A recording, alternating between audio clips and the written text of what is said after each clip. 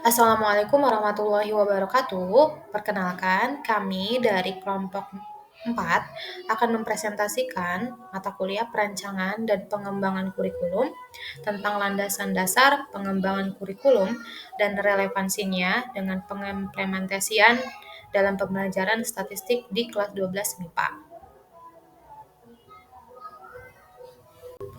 Perkenalkan, ini adalah anggota kelompok 4 yang terdiri dari Alfiatun sebagai pemateri, Aryo Adi Wibisono sebagai pemateri, Ella Susanti sebagai pemateri, dan Irma Ainur Hasanah sebagai moderator sekaligus pemateri.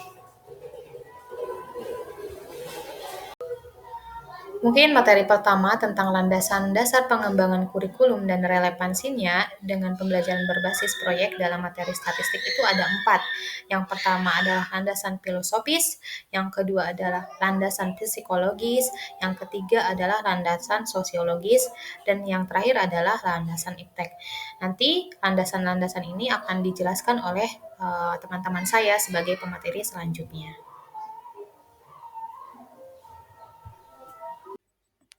Baik, untuk selanjutnya saya akan menjelaskan satu persatu tentang landasan dasar pengembangan kurikulum dan relevansinya. Yang dalam hal ini kami mengambil pembelajaran berbasis proyek yang telah salah satu kelompok kami lakukan, yaitu pembelajaran berbasis proyek pada materi statistika. Untuk yang pertama yaitu landasan filosofis, di mana landasan filosofis ini ada beberapa filsafat yang berpengaruh, yaitu di sini saya akan membahas dua, yaitu pragmatisme dan realisme. Untuk pragmatisme,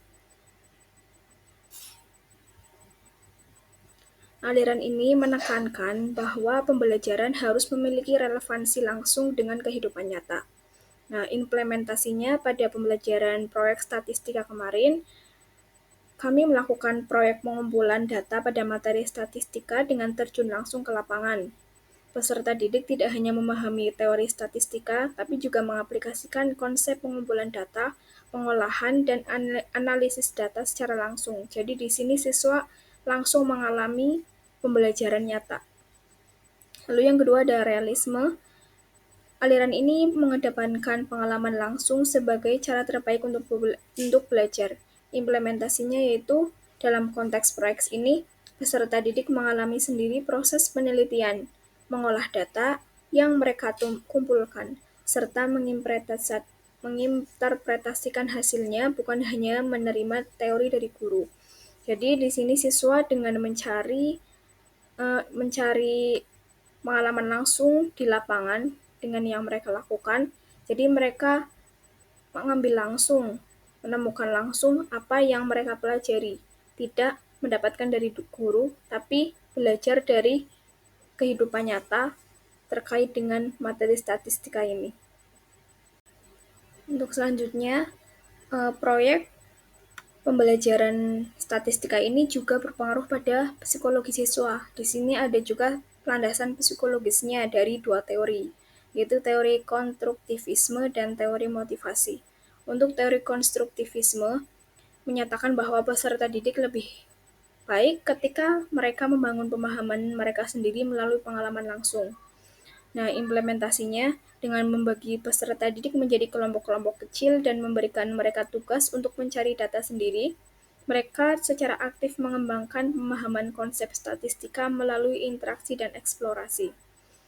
Lalu untuk teori motivasi, ketika peserta didik diberikan kebebasan untuk mengeksplorasi dan mengerjakan proyek berdasarkan tema yang diberikan, mereka lebih termotivasi untuk belajar dibandingkan hanya menerima instruksi dari guru. Jadi pada saat itu kami dalam statistika tersebut kami memberikan tema tertentu kepada 6 kelompok yang telah dibagi di kelas, lalu mereka meneliti, mengumpulkan data, sampai dengan mengolah data terhadap data yang mereka peroleh sesuai dengan tema yang diberikan. Di sini implementasinya dapat dibaca di slide.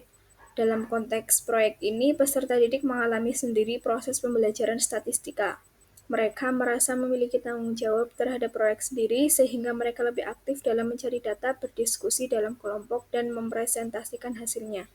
Nah, di sini terbukti kemarin yang telah dilakukan oleh salah satu kelompok kami tentang proyek ini terhadap pengembangan kurikulum, bahwa siswa lebih antusias dengan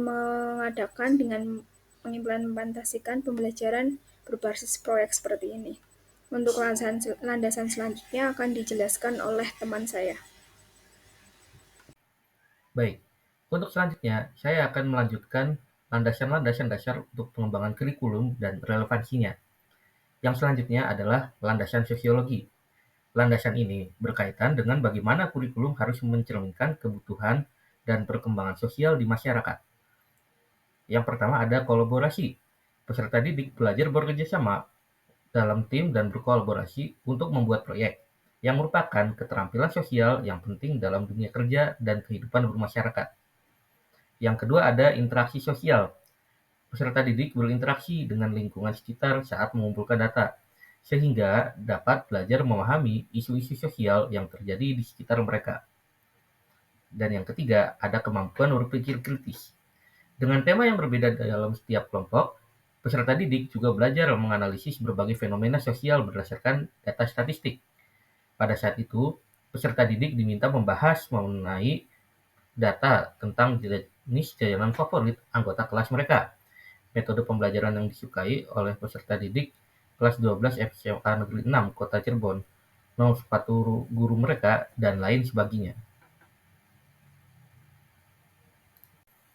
Yang terakhir adalah landasan Kiplet. Seiring dengan perkembangan teknologi, kurikulum juga harus mengikuti tren global agar peserta didik memiliki keterampilan yang relevan dengan perkembangan zaman.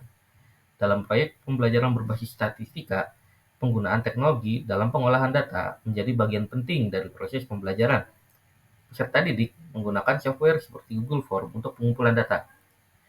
Untuk relevansinya dengan implementasi pembelajaran, dalam pengalaman yang dialami anggota kelompok, setelah mengumpulkan data di lapangan, mereka menggunakan teknologi untuk memproses dan memvisualisasikan data mereka dalam bentuk tabel, diagram, atau grafik.